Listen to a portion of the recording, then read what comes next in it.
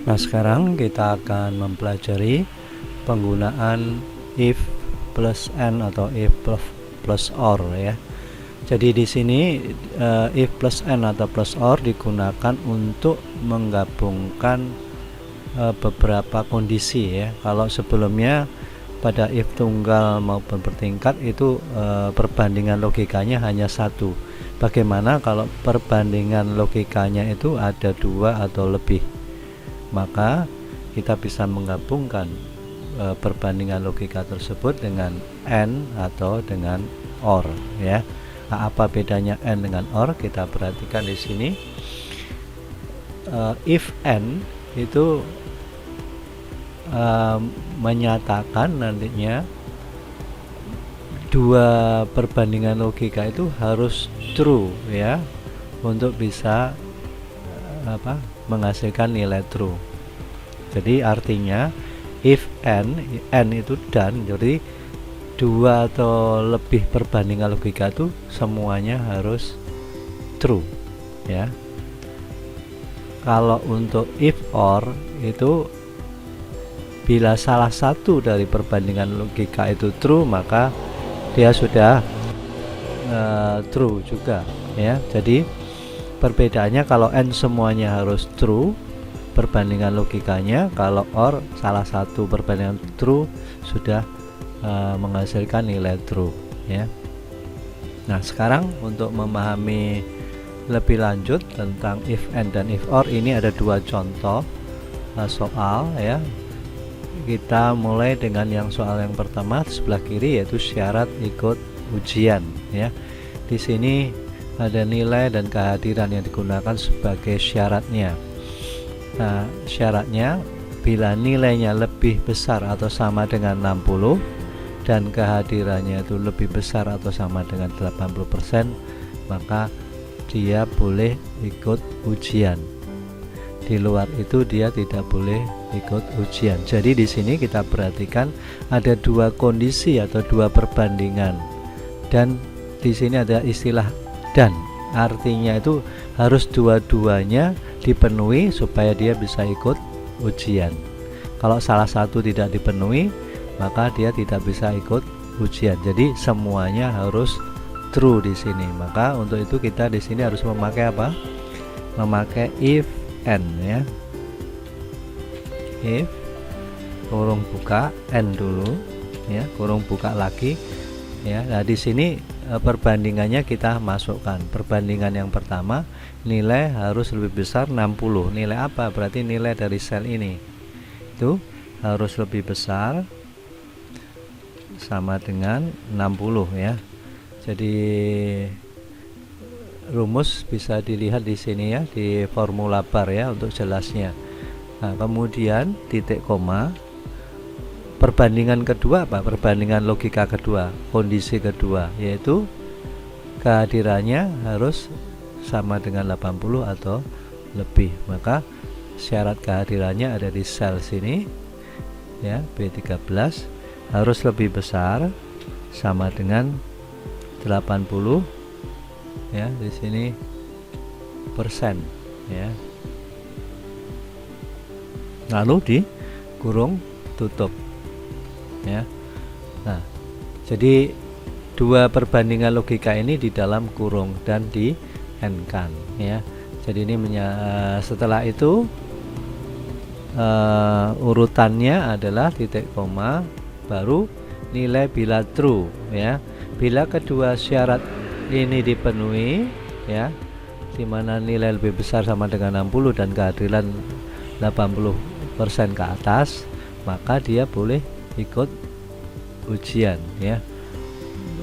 Di sini untuk keterangannya adalah diterima ya, statusnya diterima ikut ujian. Jadi kita ketikkan karena diterima itu adalah teks atau string, maka kita ketikkan saja diterima dalam tanda petik ya. Kemudian titik koma lagi baru nilai bila false. Nah, kebalikannya kalau diterima pasti ditolak ya. Oke, ini Nah, sekarang kita bisa lihat di sini di formula bar lebih jelas. Bila ya if n ya, n berarti semuanya yang ada di dalam kurung ini perbandingan logika. A13 lebih besar 60, B13 lebih besar sama dengan 80. Bila ini true baru dia diterima. Jadi semuanya harus true ya. Kemudian di sini kita harus kurung tutup ya. Nah, di kurung tutup, berapa kurung tutupnya? Kita bisa lihat 1, 2, 3 kurung bukanya 1, 2 ya. Nah, 2 berarti ini juga kita harus beri kurung tutup 2. Seandainya kita kurang atau lebih memberikan kurung tutup, maka nanti Excel akan memberikan pesan dan kita klik yes, maka dia akan dibenahi ya. Oke, ini kita enter. Nah, seperti ini ya, kita kurang berarti kita yes saja, maka oh ini cukup 1 ya, kita kelebihan seperti tadi saya katakan ya. Nah, dia ditolak, kenapa? Karena nilainya 45. Sekarang kita copy rumus ini ke bawah, kita lihat, oh kenapa semua ditolak ya, kita lihat dulu. Di sini nilainya itu ada persen, sedangkan kita tidak memakai persen ya. Ini harus persen ya, kita harus ketikkan juga persen ya. Nah, sekarang kita copy sekali lagi. Nah ya, jadi kita tadi kurang dalam menyebutkan prosentasenya. Nah, sekarang 45 ditolak ya, karena salah satunya sudah false ya, tidak memenuhi syarat.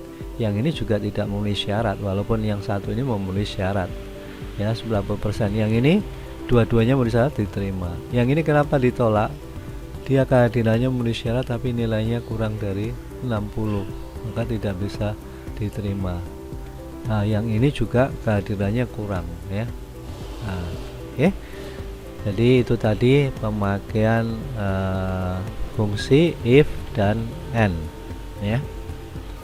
Berikutnya kita akan melihat penggunaan if or ya. Jadi contoh soal kedua ini kita menggunakan if or. Kenapa? Kita lihat karena syarat untuk mengurus KTP itu umur itu sama dengan 17 atau lebih, jadi lebih besar sama dengan 17 atau sudah menikah ya. Itu boleh. Jadi atau di sini bukan dan ya, atau berarti salah satu. Kalau dia umurnya belum cukup tapi sudah menikah, dia boleh urus.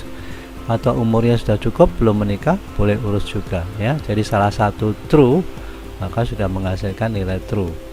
Oke, cara penulisannya kita tuliskan di sini sama dengan if ya. Kurung buka, or dulu, kurung buka lagi, yaitu syarat yang pertama, umur itu harus lebih besar sama dengan 17.